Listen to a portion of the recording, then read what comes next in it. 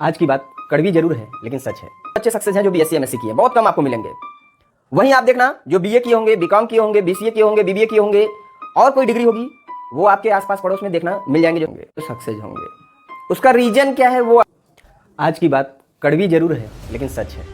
ये आपको एक्सेप्ट करना ही होगा कि प्रॉब्लम क्यों बीएससी वालों में इतने ज़्यादा हो रही हैं और बीएससी वाले स्ट्रगल इतना ज़्यादा क्यों कर रहे हैं। उसका रीजन क्या है, इसका सलूशन हो सकता है कुछ, क्या सलूशन है भी, या फिर बीएससी आने वाले टाइम में और स्ट्रगल करेगा।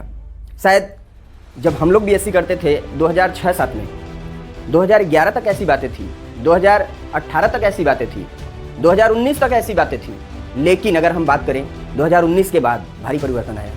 परिवर्तन कहाँ से शुरू हुआ? वो जो कोविड का टाइम था ना बच्चा, वो सब कुछ बदल के रख दिया। हम लोगों के टाइम में ऐसा रिजल्ट आता था, रिजल्ट होता था कि बहुत से कम बच्चे बीएससी में पास भी होते थे, लेकिन बात सक्सेस की अगर की जाए तो वहाँ से भी कुछ ही % बच्चे सक्सेस होते हैं। ये सक्सेस की जो स्टोरी होती है ना, बीएससी को लेके बहुत कॉम्प्लिकेटेड होती है और बीएससी के बच्चे क्यों इसमें प्रॉब्लम में आ जाते हैं, सक्सेस की जगह पे वो रूठ क्यों जाते हैं। भाई रूठना मनाना ये सक्सेस की कड़ी है, लेकिन वहाँ पे क्यों ऐसे जुड़े हुए हैं बीएससी वाले, क्या आप जानते हैं? अब आप समझिए कि अगर हम बात बीएससी की कर रहे हैं तो बहुत से बच्चों को हो सकता है बुरा लगे, बहुत से बच्चों को अच्छा भी लगेगा। बीएससी में प्रॉब्लम कहाँ से होती है ये आपको नहीं मालूम है, हम बताएं। अब ध्यान दीजिएगा, आप अपने आसपास पड़ोस कहीं भी उठा के देखिए, बीएससी करने वाले बच्चे, बीएससी एमएससी करने वाले बच्चे कुछ ही ऐसे होंगे जो सक्सेस होंगे। अगर सक्सेस होंगे तो वो मैथ से होंगे। अब आपके मन में और वो आ गई होगी, झटका भी लगा होगा, अरे सर क्या हम बायो से कर रहे हैं तो प्रॉब्लम है क्या? नहीं बच्चा, ऐसा नहीं है।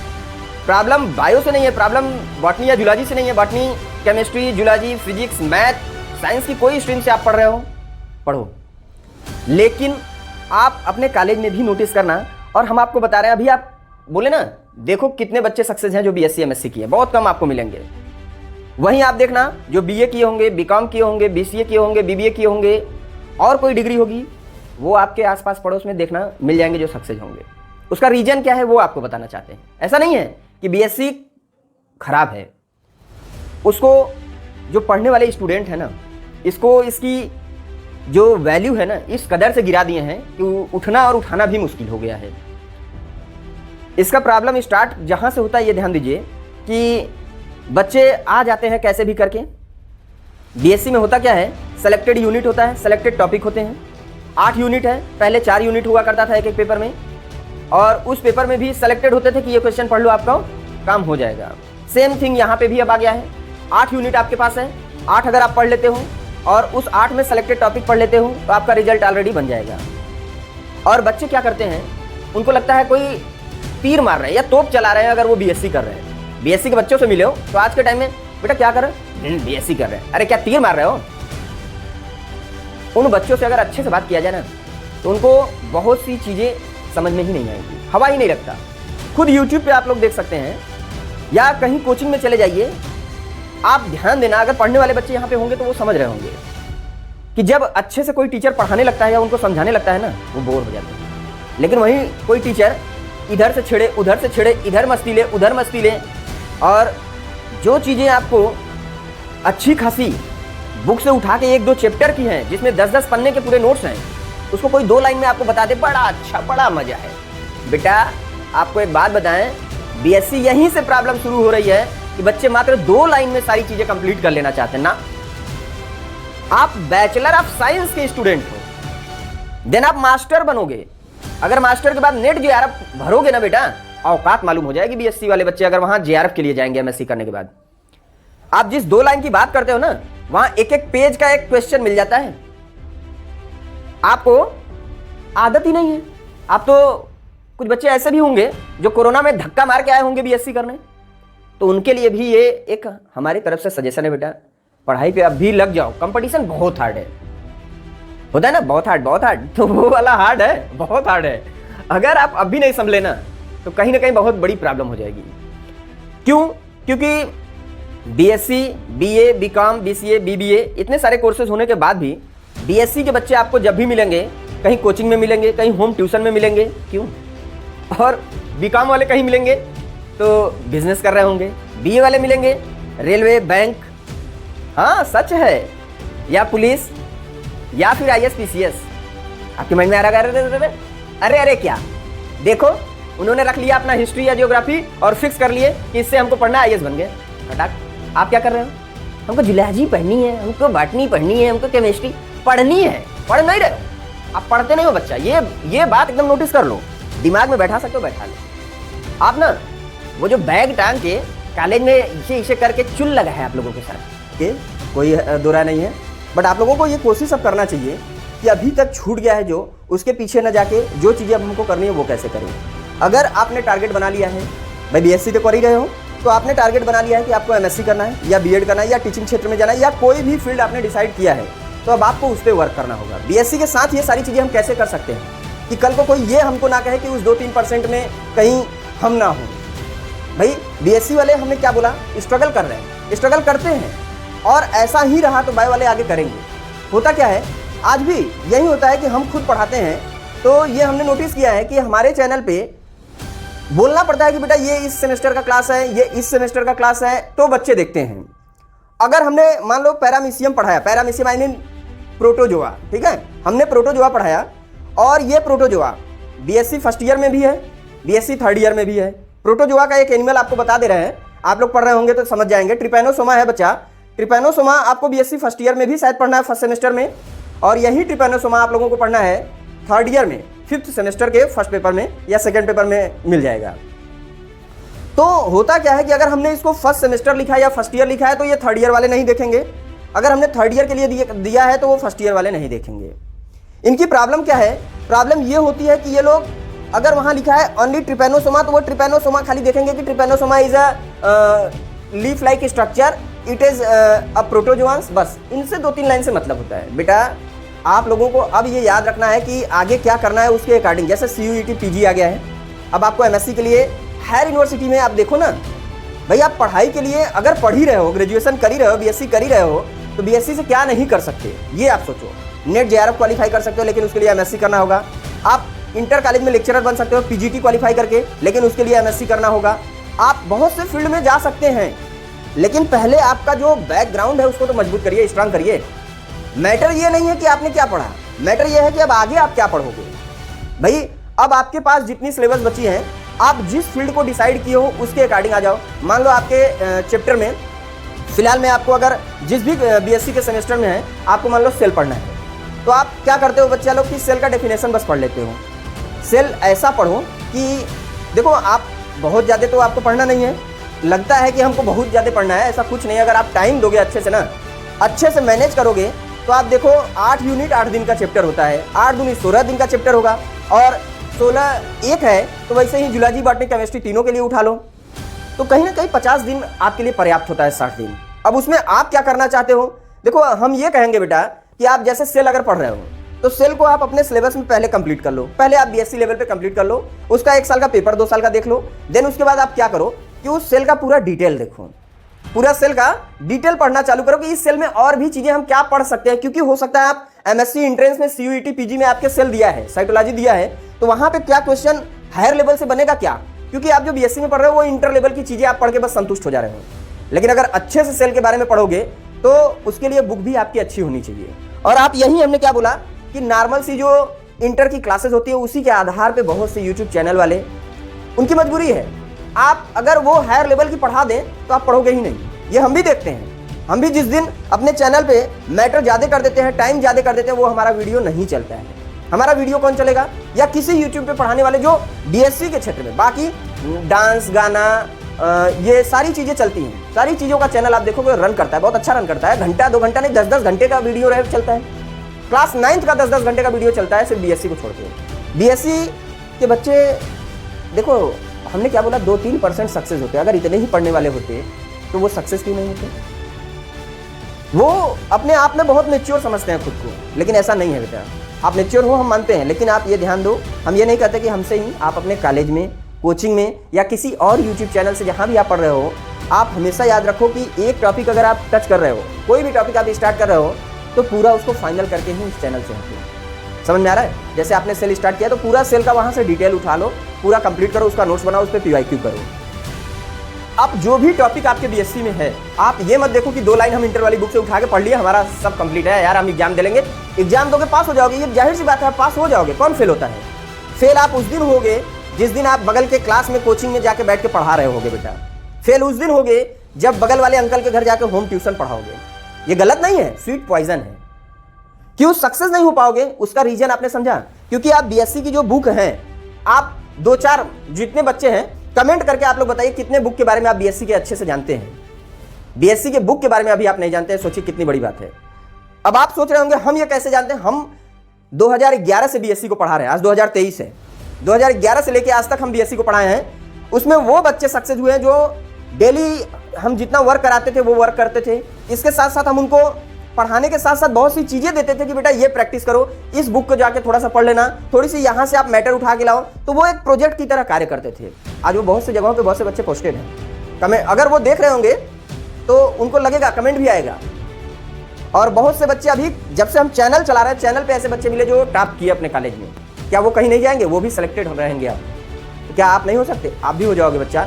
लेकिन हमेशा याद रखो, आप चाहे जिस सेमेस्टर में हैं, बीएससी कर रहे हैं, तो प्लीज़ आप अब कोचिंग जाइए, वहाँ नोट्स बनाइए, अच्छी बात है। लेकिन आप ये ध्यान दीजिए कि जैसे आपके सिलेबस में, जैसे हमारे पास ये RL कोटपाल की बुक है, ये बुक से हम पूरा देते हैं मैटर। आप लोगों को हल्का लगता होगा ना? हमने क्या बोला, जैसे आपको प्रोटोजोआ पढ़ना है तो आप प्रोटोजोआ कोचिंग में जो पढ़ाया जा रहा है आप पढ़ लो, कोई बात नहीं। आप हायर लेवल की जाओ, अपने लाइब्रेरी में जाओ। आप लोग कभी यूज करते हो? लाइब्रेरी यूज करो बेटा।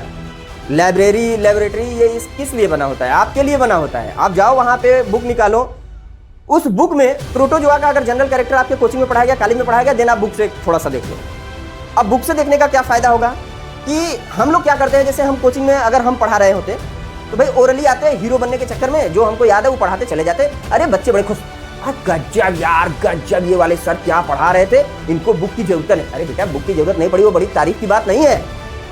अगर वो बुक से पढ़ाते तो हर लाइन आपको दे देते जो एंट्रेंस में पूछा जाता है, लेकिन वो लाइन दे के गए जो उनके माइंड में पूछा जाता है। ध्यान देना, हम जानते हैं कि बुक से नहीं पढ़ाने का मतलब, जैसे अब हम लोगों का 10-12 साल से आदत हो गया, इतनी बार इन चीजों को पढ़ा चुके हैं कि रट गया है।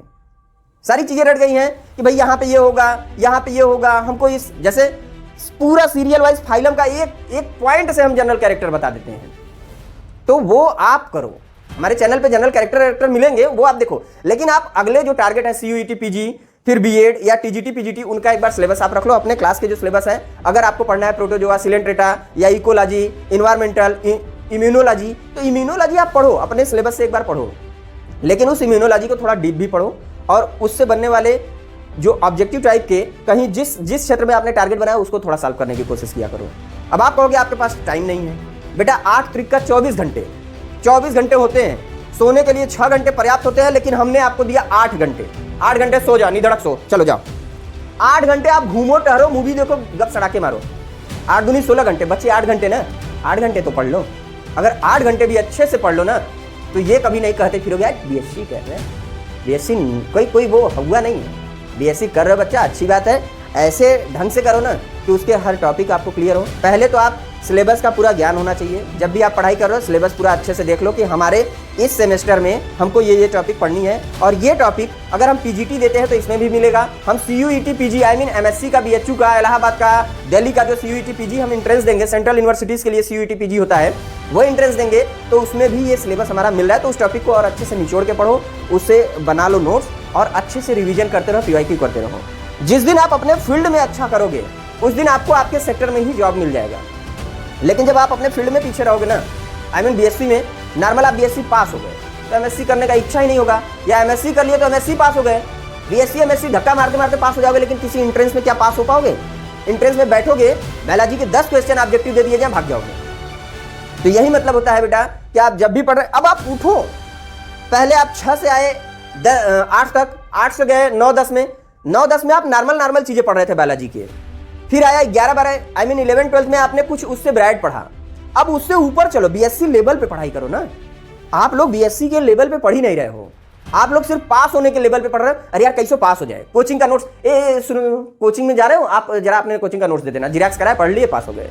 बेटा कोचिंग के नोट्स को पढ़ो, हम नहीं कहते हैं, लेकिन आपके पास 2 महीने 4 महीने जब मिल रहे हैं, तो उस 2 महीने में आप पूरा अपना सिलेबस एक बार अच्छे से पढ़ो ना। बहुत समय होता है, कहने को होता है कि हमारे पास टाइम नहीं है।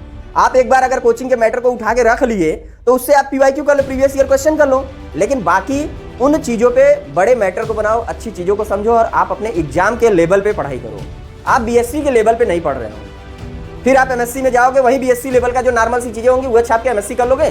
तब प्रॉब्लम आपको कहां आएगा कि आप जब किसी और क्षेत्र में जाना चाहेंगे तो फंस जाएंगे। आपको रिसर्च के लिए प्रोजेक्ट दिया जाएगा बनाने को, नहीं लिख पाएंगे, लिख ही नहीं पाएंगे। आप 10 लाइन किसी टॉपिक पे बोला जाए नहीं लिख पाओगे। क्यों नहीं लिख पाओगे? क्योंकि आप किसी न किसी का मैटर जिराक्स करा के रखते हो, कोचिंग का मैटर जिराक्स करा के रखते हो। आप बुक पढ़ना नहीं चाहते, बुक को पढ़ो, उनके हेडिंग को पढ़ो, उनके टॉपिक को पढ़ो, उसको उनके लाइफ में जाके वहां से रिलेट करके पढ़ो। अगर आप कोई भी टॉपिक जूलॉजी का उठा रहे हो तो आप उस टॉपिक को, जैसे हम क्या बोल रहे हैं, अमीबा पढ़ रहे हो, अमीबा को एक्वेटिक समझ रहे हो, तो एक्वेटिक समझने के साथ साथ आप इमेजिन करो कि वो पानी में कैसे तैर रहा होगा, वो फूड के ऊपर कैसे बैठा होगा, तो आप 10 लाइन लिखने में सक्षम हो जाओगे। लेकिन जब आप नोट्स के अकॉर्डिंग जिराक्स करा के लाइन रट रहे हो ना, तो सक्षम नहीं रहोगे। जब आप उसको बुक में उठाओगे, ये है अमीबा, अमीबा में ये होता है लोकोमोटरी ऑर्गन, ये होता है इसका डाइजेस्टिव ऑर्गन, ये होते हैं इसके आउटर कवरिंग, ये होता है कंट्रक्टाइल वैक्यूल, ये होता है ऑस्मोरेगुलेटरी ऑर्गन। तो ये आपको सारी चीज़ें वहाँ इमेजिन करने को मिलती रहेंगी। डायग्राम बनाओ, चार्ट बनाओ, कुछ मैटर ऐसा बनाओ जो आपको भविष्य में भी काम दे। आप कॉलेज में सिर्फ पढ़ने के पर्पज से मत जाओ, पास होने के पर्पज से मत जाओ, आप टॉपर के लिस्ट में बनो। और जिस दिन आप टॉप करने वाले लिस्ट में रहोगे ना, तो गुड। अगर लगा हो कि हमने आपको सही चीज़ बताया तो प्लीज़ कमेंट जरूर करिएगा और कमेंट करके बताइए कि क्या ये सारी चीज़ें सही हैं या नहीं। हम लोग यही होता है कि इन सभी चीज़ों को नहीं करते हैं, जिसका रीज़न ये होता है कि जब एग्जामिनेशन हॉल में बैठते हैं, सामने क्वेश्चन पेपर आता है ना, तो उस समय क्या होता है हम लोगों के साथ कि क्वेश्चन पेपर आने के बाद वहाँ जो आंसर होता है ना, वो ब्लैंक हो जाता है। 1-2 लाइन तो लिख लेते हैं, बाकी वर्ड नहीं याद होते हैं। क्यों नहीं याद होते? कभी आपने सोचा? उसका रीज़न यही होता है कि जब हम पढ़ रहे होते हैं ना, तो हम उन चीज़ों को सिर्फ नोट्स में रट रहे होते हैं। उसको रटने के साथ साथ आप एक काम करो कि बुक से वही टॉपिक बुक में भी देखो। एक बार बुक में देखने के साथ साथ अगर आप यूट्यूब पे किसी को फॉलो कर रहे हो, उसके चैनल पे देखो उसने कैसे पढ़ाया है। उन चीज़ों को देखने के बाद आप उसे खुद इमेजिन करके लिख दो। आप एग्जाम में बैठोगे ना, कभी ये वर्ड भूलने वाला प्रॉब्लम खत्म हो जाएगा। होता है, सभी के साथ होता है कि एग्जामिनेशन हॉल में बैठने पे वो वर्ड भूल जाते हैं। आप दिखाने के लिए घर पे बोलोगे 10-10 घंटे मेरा बच्चा, मतलब आप खुद बोलोगे कि 10 घंटे पढ़ते हैं, आपके माइंड में चल रहा होगा, लेकिन आप चीट कर रहे हो, खुद अपने आप से चीट कर रहे हो। अगर आप 10 घंटे पढ़ते हैं ना, तो 10 घंटे में तो IAS PCS क्वालिफाई कर जाओगे बच्चा। BSc तो नॉर्मल सी चीज़ें हैं। BSc में 3 सब्जेक्ट है, थोड़ा सा लगन से पढ़ाई करो और इन सब्जेक्ट पे आप आगे अपनी फील्ड को डिसाइड कर लो। BSc करने के बाद आप क्या किस फील्ड को डिसाइड कर रहे हो, वहाँ कौन सी सिलेबस आपको मिलने वाली है, उसको थोड़ा सा देख लो।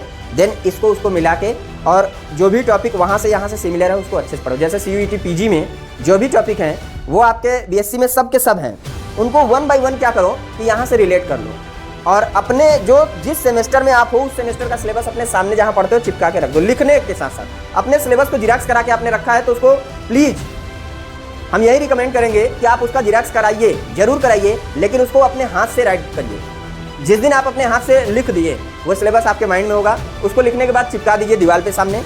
देन आप क्या करेंगे कि आप अब जब पढ़ेंगे ना, जो टॉपिक आपका कंप्लीट हुआ वहाँ पे टिक मारिए। और सेम चीज़ आप जिस टारगेट को डिसाइड किए, चाहे आप PGT करना चाहते हैं PGT, चाहे आप MSc करना चाहते हैं MSc, तो जिस फील्ड को आपने डिसाइड किया है उस फील्ड का सिलेबस निकाल के अपने बगल में चिपका लीजिए। यहाँ पे टिक करिए तो वहाँ पे भी टिक करिए कि हमने यहाँ आज सेल खत्म किया, सेल क्या हमारे जो टारगेट है क्या उसमें सेल पढ़ना है या नहीं है, उसको भी आप टिक करो। ये होनी चाहिए आपकी पढ़ाई और टारगेट बना के पढ़ो। चलिए, अगर वीडियो अच्छा लगा हो तो प्लीज़ लाइक कर देना। भाई ये सोचना पड़ता है इसलिए कि बच्चे लाइक ही नहीं कर रहे हैं, ना वीडियो पे कोई कमेंट कर रहे हैं, तो वीडियो हम आप लोगों को कैसे पढ़ाने का दें। भाई चैनल पे आप लोगों को क्लासेस चाहिए, हम फ्री में क्लासेस देते हैं। यहाँ पे सभी क्लासेस आपको फ्री मिल जाएंगे और बहुत से हम वीडियो में आप लोगों को क्या करना है, कैसे अच्छे मार्क्स गेन कर सकते हैं, इन सब चीज़ों के बारे में भी बताएं। आप हमारे वीडियो पे देख सकते हैं। और भी चीज़ें आपको चाहिए तो हमारे चैनल पे मिलता रहेगा, इसके लिए प्लीज़ आप कमेंट किया करिए। अगर वीडियो अच्छा लगा हो तो लाइक करिएगा, लोगों के साथ शेयर करिए जिससे उनको भी लगे कि नहीं आगे हमको क्या करना है। आप अपने टारगेट को बना के पढ़ें। और क्यों सक्सेस नहीं होते हैं BSc वाले, रीजन समझें। क्योंकि वो अपने सिलेबस को सिर्फ पास होने के पर्पज़ से पढ़ते हैं, अपने सिलेबस को आगे लेके जाने के पर्पज़ से नहीं पढ़ते हैं कि हम जिस जूलॉजी जिस बॉटनी को पढ़ रहे हैं उसको हम किस लेवल पे पढ़ें तो हम क्या कर सकते हैं। आप उस लेवल पे पढ़ ही नहीं रहे हो। आज भी आप BSc भले कर रहे हो, इंटर की बुक समझ लो समझ रहे हो, बस इंटर की बुक से आप कवर कर रहे हो। आप अपने लेवल पे कभी पढ़ना ही नहीं चाहते। जैसे बायोकेमिस्ट्री आप किसका पढ़ो, लेनियंजर का पढ़ के देखो, पढ़े हो नहीं पढ़े हो। आप ये कोटपाल की पढ़ो बुक जो है नॉन कार्डेट, आप लोग पढ़ते ही नहीं हो। जो नॉर्मल सी बुक मिल गई, कहीं कोई ये बता दिया वो भी पढ़ो बच्चा, लेकिन थोड़ी चीज़ों को ब्राइड रखो, अपने नॉलेज को ब्राइड करो। आप BSc में हो, आप MSc में जाओगे तो अपने नॉलेज को जितना ब्राइड रखोगे आपके लिए अच्छा होगा। Thank you for watching my video.